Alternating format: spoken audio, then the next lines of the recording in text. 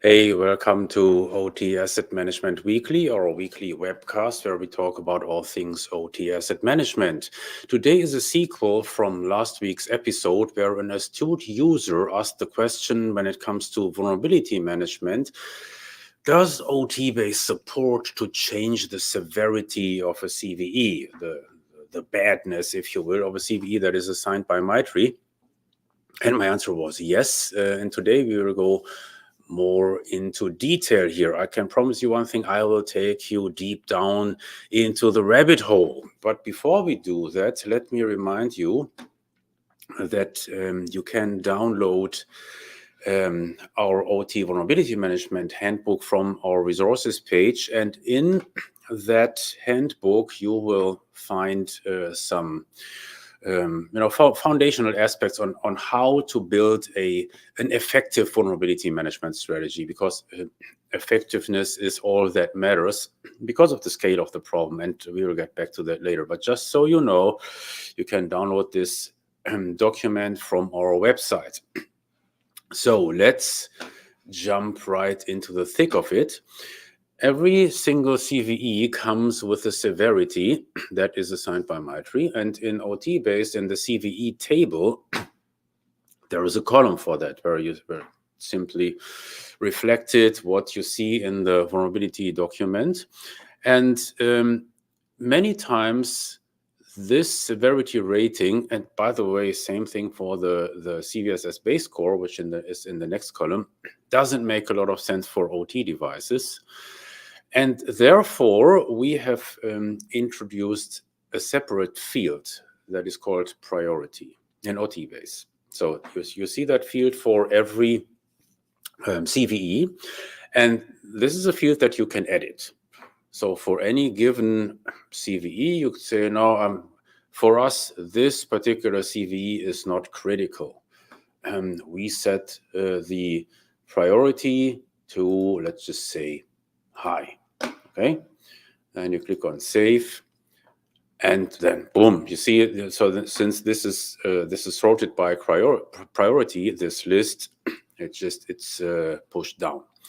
So what you would do in your vulnerability management efforts, you would usually say, I ignore the severity, because if one of our SMEs has assessed this CVE and has determined, well, for us, it's not critical, it's maybe even high or medium, then that is certainly the data point that you want to work with. And up to the point where you would probably say at some point in time, well, let's just ignore the severity here altogether. So you can just disable that field in the display. Let's get rid of that severity, depending on the user. So certainly the person who makes the assessment needs to see it. And that can lead to a display like what you see here. So this is the events page where we have selected to show all the new CVEs that have dropped down from the cloud. And here you see a couple of discrepancies, right? So somebody has already made some assessments. The priority is different from the severity. So that's a usual occurrence. And by the way, let me point out two things here. First of all, this shows you how to actually observe new vulnerabilities. In OTbase, it's just automatic. So in OTbase, you have this event table where you can select, well, let's just show me the latest vulnerabilities, the latest CVEs for the last week or for the last 24 hours. And certainly, you will only see CVEs that actually affect your installed base. And that is very important, because if you approach it the traditional way, where somebody just works off a CISA advisory, for example, or a vendor advisory, those latest CVEs, we have to check if we are affected by those, and then they go through the affected product list and try to determine if you use any of that product. That's a total, utter waste of time, because this can be automated. Again, what you see here is only CVEs where it's already clear that affects your installed base. And you can see the number of affected devices. If you want to see which devices those are, you do a double click on the CVE, and then in that vulnerability profile, as we call it, you see what the affected devices are. The other thing that I want to point out here rather quickly is look at the descriptions. A lot of these latest CVEs for the last week affect web browsers. Well, surprise, surprise. And we will get back to that next week, how you can determine what the best targets for your remediation efforts should be. But anyhow, now we go back to our data model and and figure out how we can put this to good use. So here we have talked about the priority. The priority, just as the CVE severity comes only with high, critical, medium, and low. So that's a four-way assessment, if you will, with 4 values. And that most of the time will not be a sufficient basis for your prioritization, because that is why we are actually entering into this exercise. We want to narrow down the scope of those vulnerabilities that we actually need to remediate rather quickly. And why is that the biggest problem in OT security? Just because of the sheer magnitude. So if we look at the next table here, at the vulnerabilities table, this is now all the individual instances of vulnerabilities, whereas CVEs, that's like the software product, okay? Let's just say Google Chrome. And then here you see all the various instances, the installations that you have of Google Chrome. And that shows you really what the problem is. This number right here, that's the most important information in this table. So in our sample database, we see 840,000 vulnerabilities that are unpatched. And that is a typical number. If your OT security product shows you 55 vulnerabilities or 500, you know right away it's unusable, because it only shows you a very, very small portion of your vulnerabilities. Unless you're operating let's just say a small sewage plant, then 500 could be the number. But if you operate an oil and gas corporation or a manufacturing enterprise, this is the magnitude that you will see. Could even be over 1 million. So how do you narrow this universe down to something that is actionable? Because this is no longer actionable. Basically, you could say, oh, no, I give up. We will never be able to remediate those vulnerabilities. That would be a mistake, because remember the Pareto principle. Usually, in many situations in life, when you have such a problem, it shows at the end of the day that if you focus on the important 20% of the problem, it will yield 80% of the benefit of the problem reduction, etc. Right? So 20% of the cause of the problem is responsible for 80% of the extent of the problem. That is called the Pareto principle. And this is now what we need to figure out here. How can we shrink this down to an actionable result set? And let me tell you, my friends, in order to do this, just looking at the priority is not good enough. So, and that is basically the reason why it is even disabled here in this view, right? So actually, you don't even need the priority here, because you have a couple of additional fields that work to your advantage. And let's just quickly go through those fields. You may remember already that we have this KEV only checkbox. If you check this box, then you will only see vulnerabilities with known exploits. So just check the box. And just by doing that, the result set is dramatically reduced. So again, look at that number. That's your most important number, 25K. Oh, that's certainly much rather than 800 something vulnerabilities. However, there is a catch with this. And the catch is that you will all of a sudden no longer see any vulnerabilities in OT products, in firmware versions on automation systems, for example, because for those, there are no known exploits. You could say, oh, that's good news. But still, it might be a little bit too trivial for your prioritization and for your risk management, if you will, right? Because you might miss some very important stuff.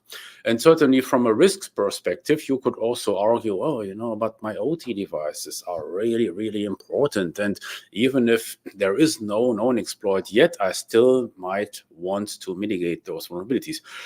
A good example would be what you see up here. So those first 20 or something entries, those are vulnerabilities on drives, power flexes, right? Rockwell power flexes. Those are drives, VFDs.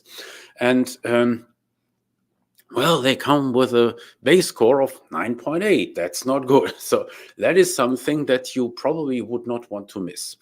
And that already gives you an idea. Well, just looking at the severity and then KEV only, no, that is most likely not good enough. So you need additional parameters, and now we are going to talk about those. You could factor in the criticality field, for example, right? And this is something that is associated with the device. That is not associated with a vulnerability. And this is the interesting thing about this table. This is where the vulnerability data and the device data comes together, and we can use that to our advantage. So again, you would want to factor in this criticality rating that was done by an SME in your organization, most likely. And that will be another parameter for your slicing and dicing of that result set. Let's look at another couple of parameters. This is the attack vector of the CVE, of that vulnerability. And this is information that, again, is provided by NIST. We know as a fact if this vulnerability requires, for example, local network access. So the attack must come from an endpoint in that same network. And certainly that's a different story than a vulnerability that can be exploited remotely.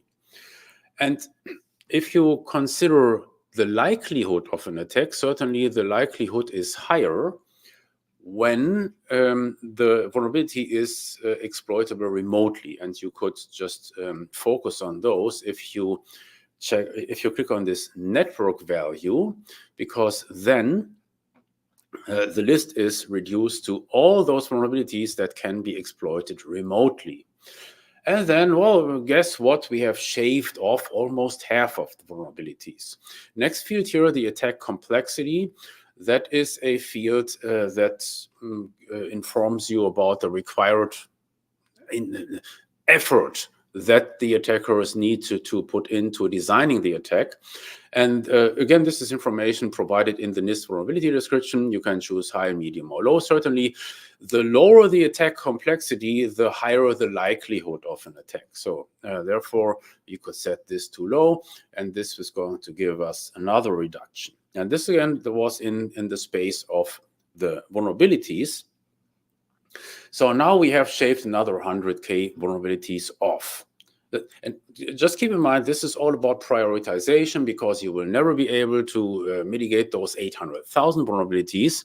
So you need to shrink it down to an actionable result set where you say, well, this is the most important stuff that we really want to get rid of pretty soon.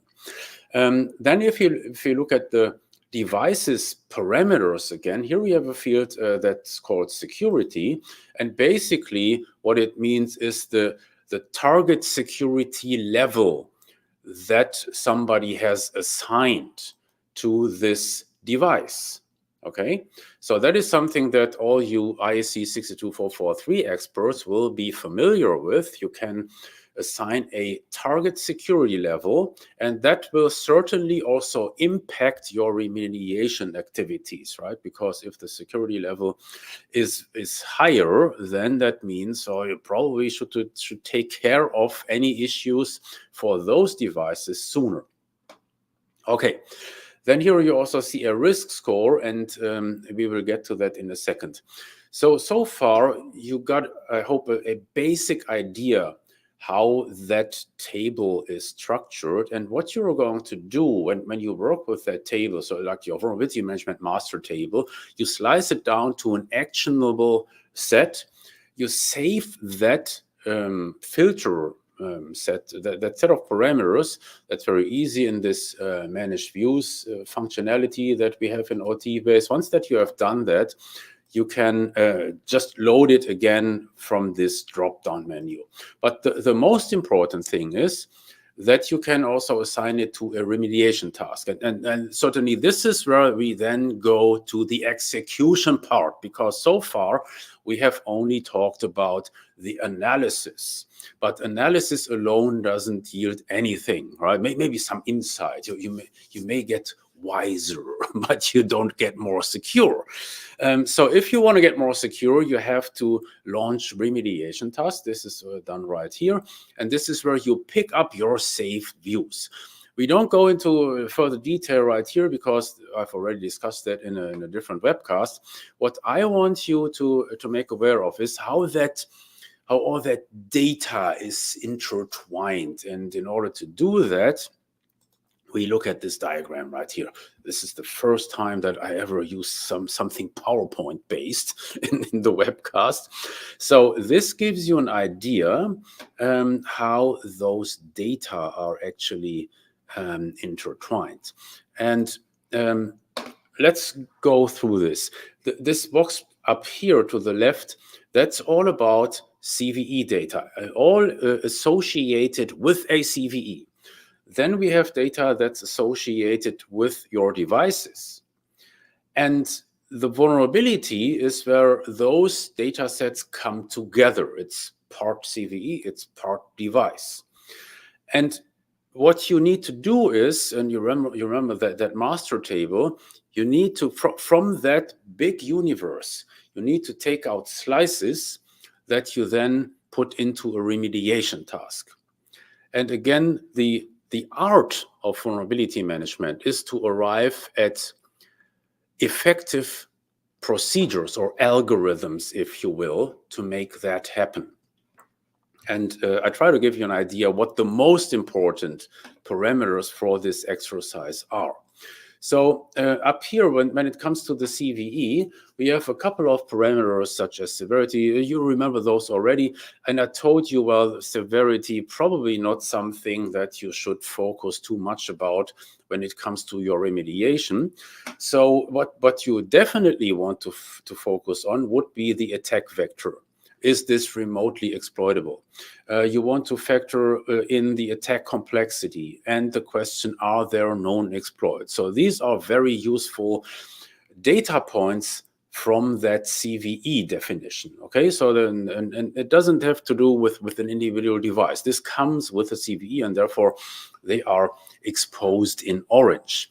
And by the way, everything that is in italics is something that you as the user can change. So here you have the priority and also you have the relevance. That means your SME can assess, well, this CVE doesn't affect us at all because of X, Y, and Z. And then they would simply set the relevance field in OTbase to no. And then, boom, all of a sudden, that CVE has disappeared in your context, okay? So anything in italics can be overwritten. And here's the most important part for this webcast. Everything that you see here can also be overwritten using the REST API. And this is very important because what you want to arrive at is some kind of logic that you can execute automatically so that you don't need to work the mouse that hard, right? So make all those computations or logical algorithms, don't make all of those using the mouse. So that's a waste of time. That is not productive. So you must arrive at some kind of automation where you factor all these different parameters in and then set, now it's getting important, this risk score. That risk score that is associated with the vulnerability, that is your indicator which vulnerabilities to remediate first or rather soon. Okay, we will get back to that. So this is what you want to do automatically, and this can be done automatically in OTbase using the REST API. So then you have the device associated parameters. That would be, for example, the device context. You remember the importance of a contextualized OT asset inventory. Context would be something like, which network is this device in? Which site is it in? Which system does it belong to? Because all of these contextual parameters oftentimes determine some of these other parameters here. So for example, the criticality of a device obviously is related to the context. And again, this is something that you will be able to assign automatically, algorithmically. And the context is also super important when you think further ahead for the remediation. If it comes to firmware updates, as an example, those must be done on site from local staff. So therefore, you're going to need that context in order to slice and dice your vulnerability result set, because you need to present the local staff their result set that they are supposed to process. So here we have for the device, we have that context, we have the target security level. I mentioned that earlier. It's a good idea to assign to the device how secure it should be based on your risk assessment. You have a zone parameter, also something that's very familiar to the IEC 62443 experts. And then you have the criticality of the device. I mentioned that earlier. Criticality, zone, etc. These are parameters that you usually do not assign on an individual basis, but based on a contextual parameter such as system association. So for example, you could say, well, this particular bottling station here is highly critical for us because we only have one of these. So if that bottling station goes down, the whole facility goes down, the whole production process is shut down. So therefore, any device, any OT device in that bottling station would then automatically receive that criticality rating by inheritance. If you slap on a criticality rating on that whole system, it will be inherited by the individual devices. And finally, you have the exposure, also something very important that you want to factor in, because the exposure tells, and this is another field that is automatically set by OTbase based on the data flow that we collect. You would see right away, for example, this device talks to the internet. Oh, then my vulnerabilities all of a sudden get a much different context, a much different priority, right? Once that I know this. Okay, next area here, for the vulnerabilities, remember this is where CVE and device comes together.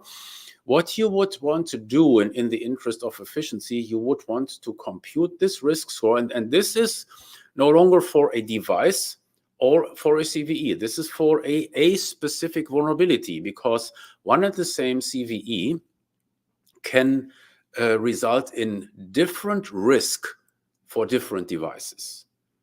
Right? And so that is something that you want to keep in mind. And in order to express that, you want to be able to set the risk score for a vulnerability and not for a device, because this tells you, gives you a much better granularity for your remediation efforts.